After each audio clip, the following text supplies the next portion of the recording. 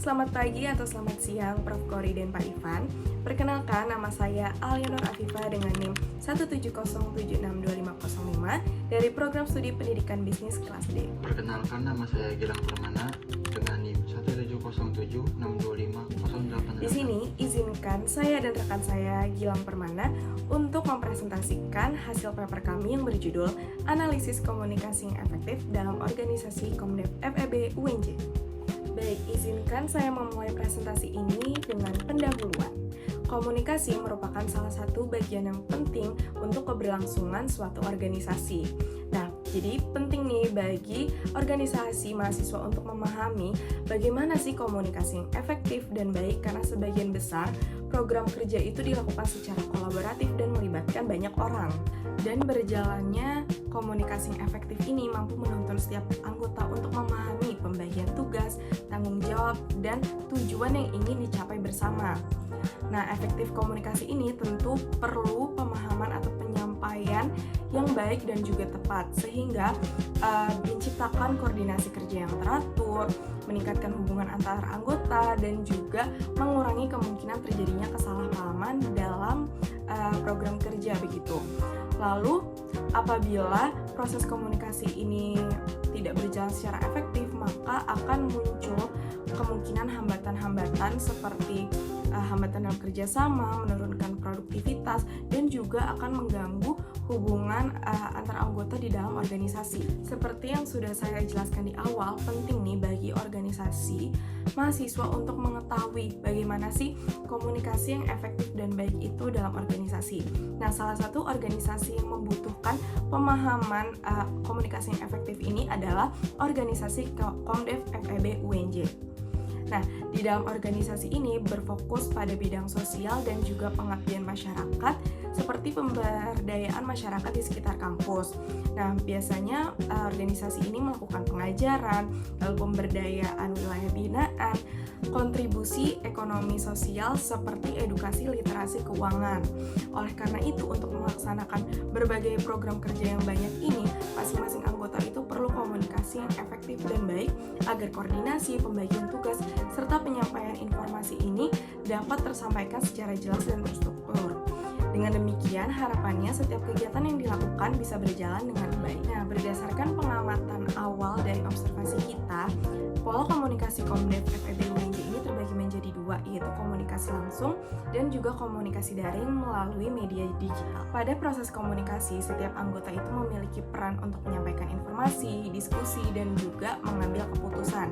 Namun, dalam pelaksanaannya ternyata masih terdapat beberapa hambatan komunikasi, seperti perbedaan pemahaman dan asumsi, lambatnya penyampaian informasi, dan juga kurangnya respons dalam komunikasi daring. Oleh karena itu, observasi ini bertujuan untuk mengetahui bagaimana bentuk komunikasi yang efektif dalam pelaksanaan organisasi tersebut. Tujuan dilaksanakannya penelitian observasi ini untuk mendeskripsikan bagaimana proses komunikasi yang terjadi dalam organisasi Komdev FEB UNJ. Selain itu, untuk mengidentifikasi faktor-faktor yang mendukung dan menghambat komunikasi efektif antar anggota organisasi, lalu melalui hasil observasi ini diharapkan dapat menggambarkan pentingnya komunikasi efektif dalam organisasi mahasiswa serta menjadi bahan evaluasi untuk peningkatan kualitas koordinasi dan kerjasama dalam organisasi. Setelah tadi saya sudah menjelaskan pendahuluan dari observasi kami, izinkan saya untuk melanjutkan bagaimana metode observasi penelitian kami. Dalam observasi penelitian kami, di sini kami menggunakan metode kualitatif dengan pendekatan deskriptif. Nah, pemilihan metode ini bertujuan untuk memahami dan mendeskripsikan proses komunikasi dalam organisasi Komdev FEB UNJ secara lebih mendalam dengan berdasarkan pengalaman dan juga pandangan narasumber. Subjek penelitian dalam observasi kami adalah Ketua Divisi Pengembangan Sumber Daya Mahasiswa Komdev FEB UNJ, Kak Intan Dwi Nur Aini, yang mana pemilihan narasumber ini dilakukan karena Ketua Divisi memiliki peran yang penting dalam mengelola komunikasi, koordinasi, serta pengembangan hubungan antar anggota dalam organisasi. Teknik pengumpulan data kami yaitu dengan melakukan wawancara langsung dengan Kak Intan di Perpustakaan Universitas Negeri Jakarta. Nah, wawancara ini dilakukan dengan pertanyaan terbuka yang berkaitan dengan media dan alur komunikasi, lalu keterbukaan dan pola komunikasi dua arah, evaluasi rutin dan penanganan miskomunikasi, hambatan komunikasi yang sering terjadi, peran komunikasi terhadap keberhasilan program, strategi dan upaya membangun kekompakan tim dan penyelesaian konflik dalam organisasi. Kemudian data yang diperoleh ini akan dianalisis secara deskriptif kualitatif melalui tahapan pengumpulan data, reduksi data, penyajian data, dan pengambilan kesimpulan. Hasil analisis ini akan digunakan untuk menggambarkan bagaimana komunikasi yang efektif yang diterapkan organisasi Komdev FEB, UNJ, serta faktor-faktor yang mempengaruhi keberhasilan komunikasi. Selanjutnya, setelah saya menjelaskan bagaimana metode penelitian observasi kami, izinkan saya untuk melanjutkan menjelaskan mengenai hasil analisis dari observasi penelitian kami. Yang pertama yaitu media dan alur komunikasi organisasi. Nah, berdasarkan hasil wawancara yang dilakukan terhadap Ketua Divisi PSDM, yaitu Kak Intan, ditemukan bahwa media komunikasi utama yang digunakan dalam proses komunikasi yaitu WhatsApp Group. Nah, pada platform ini digunakan sebagai sarana penyampaian informasi, pembagian job desk, serta pengumpulan jadwal kegiatan kepada seluruh anggota. Nah, selain memakai WhatsApp, divisi PSDM itu juga menggunakan Zoom dalam kondisi tertentu, terutama ketika diskusi yang diperlukan bersifat lebih formal atau memerlukan tatap muka secara virtual. Nah, temuan ini sejalan dengan hasil penelitian Maulana 2025 yang menyatakan bahwa platform media sosial seperti WhatsApp memberikan keunggulan dalam hal kecepatan, aksesibilitas, dan interaktif komunikasi, sekaligus memudahkan penyampaian informasi yang penting dalam organisasi. Alur penyampaian informasi di dalam divisi ini yaitu membuka pola hierarkis dari atas ke bawah, top down, namun tetap membuka ruang komunikasi dua arah. Jadi ketua terlebih dahulu melakukan diskusi dengan wakil ketua melalui pesan pribadi, kemudian bersama-sama menyusun agenda, timeline, dan pembagian tugas sebelum disampaikan kepada ketua pelaksana program kerja. Selanjutnya, informasi tersebut diteruskan kepada seluruh anggota melalui grup WhatsApp masing-masing divisi. Hasil analisis selanjutnya adalah keterbukaan dan pola komunikasi dua arah. Dalam temuan wawancara yang sudah kita lakukan, menunjukkan bahwa komunikasi di divisi PSDM itu berlangsung secara dua arah dan juga terbuka. Jadi ketua divisi ini secara sadar menciptakan suasana diskusi yang santai agar anggota tuh merasa nyaman untuk menyampaikan pendapat, ide maupun pertanyaan. Pendekatan ini dilakukan karena ketua divisi menyadari bahwa tekanan dan juga suasana yang tegang itu dapat menghambat keberanian anggota dalam menyampaikan pendapatnya atau idenya. Temuan ini didukung dengan penelitian Tahalele pada 2002 yang mengkaji efektivitas komunikasi organisasi pada Fakultas Ilmu Sosial dan Ilmu Politik Universitas Patimura. Penelitian tersebut menunjukkan bahwa efektivitas komunikasi organisasi yang baik secara vertikal maupun horizontal menunjukkan kontribusi sebesar 70,4% terhadap efektivitas kerja karyawan atau anggota. Nah, dimensi komunikasi horizontal yang terbuka dan partisipatif ini terbukti menjadi faktor kunci dalam menciptakan lingkungan kerja yang kondusif. Temuan ini memperkuat pentingnya pendekatan komunikasi yang terbuka yang diterapkan oleh Ketua Divisi PSDM Komdev dalam mendorong partisipasi para anggotanya. Nah, uniknya ketua dan wakil ketua ini memiliki gaya komunikasi yang saling melengkapi. Misalnya ketika salah satunya bersikap tegas dalam menyampaikan arahan, yang lainnya berperan sebagai pencair suasana dengan gaya yang lebih santai. Dari kombinasi gaya komunikasi ini bertujuan untuk menjaga keseimbangan antara kedisiplinan dan juga kenyamanan anggota sehingga tercipta lingkungan organisasi yang kondusif dan juga produktif. Untuk hasil analisis selanjutnya akan dijelaskan oleh rekan saya yaitu Gilang Permana. Untuk Gilang Permana, waktu dan layar saya persilakan. Hasil analisis atau temuan selanjutnya itu ada evaluasi rutin dan penanganan miskomunikasi. Divisi PSDM telah memiliki mekanisme evaluasi rutin yang dilakukan minimal 1 kali per bulan. Evaluasi ini berfungsi tidak hanya sebagai forum untuk menilai progres program kerja, tetapi juga sebagai wadah bagi anggota untuk menyampaikan perasaan, keluhan, dan kendala yang dihadapi selama menjalankan tugas. Pendekatan ini mencerminkan kesadaran kepemimpinan terhadap pentingnya kesejahteraan emosional anggota dalam mendukung produktivitas dan kekompakan tim. Dalam hal penanganan miskomunikasi, ditemukan bahwa salah satu contoh nyata yang terjadi adalah keterlambatan permintaan desain konten kepada divisi Menkominfo. Hal ini terjadi karena anggota tidak mencatat tanggal deadline dengan baik sehingga permintaan dilakukan terlalu mendekati tenggat waktu. Ketua Divisi PSDM tidak menyikapi kondisi ini dengan menyalahkan individu tertentu, melainkan menjadikannya sebagai bahan evaluasi untuk kedepannya. Untuk hasil analisis atau temuan selanjutnya itu ada hambatan komunikasi yang ditemukan. Berdasarkan hasil wawancara dengan Ketua Divisi PSDM Komdev FEB UNJ, terdapat beberapa hambatan komunikasi yang teridentifikasi. Pertama, perbedaan jadwal kuliah menyebabkan tidak semua anggota dapat memantau pesan dalam grup WhatsApp secara real time, sehingga informasi kerap tenggelam dan harus ditanyakan kembali. Kedua, keterbatasan pertemuan langsung menjadi hambatan tersendiri, karena komunikasi tatap muka dinilai lebih efektif dibandingkan komunikasi berbasis teks digital. Ketiga, perbedaan kebiasaan masing-masing individu dalam mengelola notifikasi pesan digital turut mempengaruhi kelancaran distribusi informasi dalam tim. Hambatan-hambatan ini relevan dengan temuan Maulana pada tahun 2025 yang mengidentifikasi bahwa penggunaan media sosial dalam komunikasi internal organisasi mahasiswa menghadapi tantangan berupa information overload dan isu etika sosial. Untuk mengatasi hal tersebut, Maulana merekomendasikan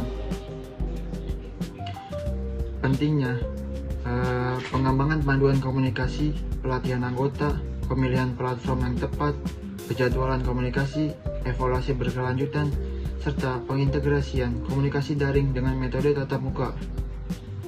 Rekomendasi yang secara implisit telah ditetapkan oleh Ketua Divisi PSDM Komdev FEB UNJ melalui kebiasaan pertemuan langsung dan evaluasi rutin. Untuk hasil analisis atau temuan selanjutnya itu, peran komunikasi terhadap keberhasilan program kerja. Ketua Divisi PSDM menegaskan bahwa komunikasi memiliki pengaruh yang sangat penting terhadap keberhasilan program kerja organisasi. Ketika seluruh anggota aktif berkomunikasi, menyampaikan perkembangan pekerjaan, dan mendiskusikan kendala yang dihadapi, maka koordinasi tim menjadi lebih lancar dan output program kerja dapat dicapai secara optimal. Sebaliknya, ketika anggota enggan berkomunikasi, hal tersebut berpotensi menimbulkan miskomunikasi yang menghambat jalannya program kerja. Temuan ini diperkuat oleh Riazin Harwa pada tahun 2024 yang meneliti pengaruh pola komunikasi terhadap persepsi mahasiswa tentang efektivitas kinerja himpunan mahasiswa jurusan di Universitas Islam Negeri Sumatera Utara. Hasil penelitian tersebut menunjukkan bahwa rata-rata persepsi mahasiswa terhadap efektivitas kinerja himpunan mahasiswa jurusan termasuk dalam kategori yang sangat baik, dengan persentase 86% untuk kepuasan terhadap program kerja dan keterlibatan mahasiswa, 79% untuk efektivitas komunikasi, serta 75% untuk manfaat kegiatan bagi pengembangan diri. Temuan ini menegaskan bahwa pola komunikasi yang baik dalam organisasi berbanding lurus dengan persepsi positif anggota terhadap kinerja dan efektivitas organisasi. Untuk hasil analisis atau temuan selanjutnya itu ada strategi membangun kekompakan tim. Sebagai upaya untuk meningkatkan kekompakan dan mempererat hubungan antar anggota, Divisi PSDM menerapkan beberapa strategi yang bersifat informal namun efektif. Di antaranya adalah mengadakan kegiatan pembuatan konten secara bersama-sama, kegiatan makan bersama, serta jalan-jalan sebagai ajang mempererat hubungan personal. Di dalam grup WhatsApp, anggota dibiasakan untuk saling berbagi momen sehari-hari melalui foto, yang kemudian memicu interaksi positif dalam kelompok.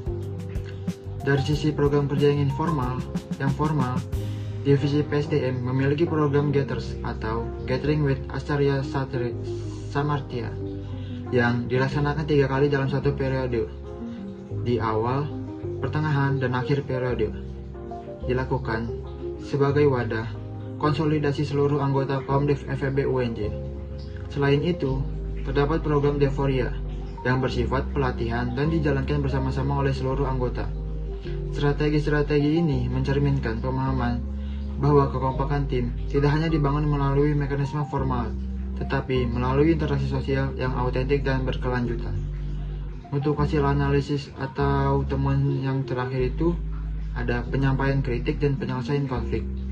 Dalam hal penyampaian kritik dan saran, Ketua Divisi PSDM menerapkan pendekatan yang mengutamakan kolaborasi daripada konfrontasi. Ketua terlebih dahulu menyampaikan pandangannya, kemudian membuka ruang bagi seluruh anggota untuk memberikan tanggapan.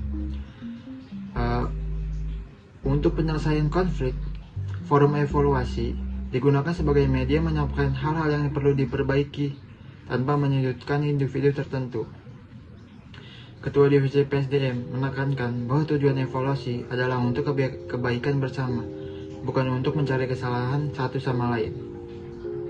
Pendekatan konstruktif ini selaras dengan temuan Tahalele pada tahun 2022 yang menyatakan bahwa penguatan komunikasi organisasi secara terstruktur termasuk mekanisme umpan balik yang sehat dan memiliki implikasi langsung terhadap pencapaian efektivitas komunikasi organisasi yang secara optimal. Dengan demikian, pendekatan non-konfrontatif yang diterapkan Divisi PSDM Komdev FEB UNJ tidak hanya menjaga iklim kerja yang sehat, tetapi juga berkontribusi pada pertumbuhan kapasitas komunikasi seluruh anggota secara berkesinambungan. Untuk kesimpulan dari hasil wawancara kami kepada Ketua Divisi PSDM Komdev FEB UNJ, yaitu berdasarkan hasil wawancara dengan Ketua Divisi PSDM Komdev FEB UNJ, komunikasi organisasi dalam divisi ini telah berjalan dengan baik, terbuka, dan dua arah, melalui media utama WhatsApp Group dengan alur komunikasi hierarkis. Namun, komunikasi tatap muka tetap dianggap paling efektif untuk koordinasi. Gaya kepemimpinan yang demokratis dan partisipatif mampu mendorong keterbukaan anggota dalam menyampaikan ide dan keluhan.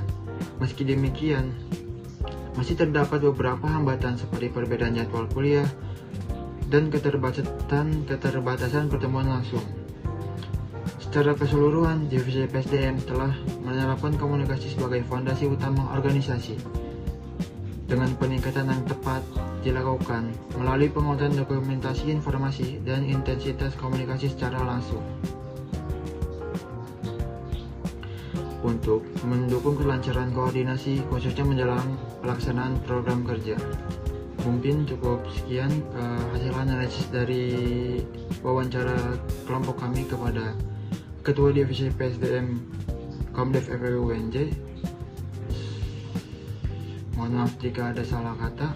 Assalamualaikum warahmatullahi wabarakatuh. Boleh perkenalkan nama kakak dulu dan jurusannya apa? Oke, hai semuanya, kenalin aku Intan Dwi Neraini, biasa dipanggil Intan. Aku dari program studi pendidikan akuntansi. Nah, kalau boleh tahu kakak ini dari organisasi apa dan jabatannya apa nih kak? Oke, alhamdulillah aku tahun ini diangkat menjadi ketua PSDM dari Komdev FEB UNJ.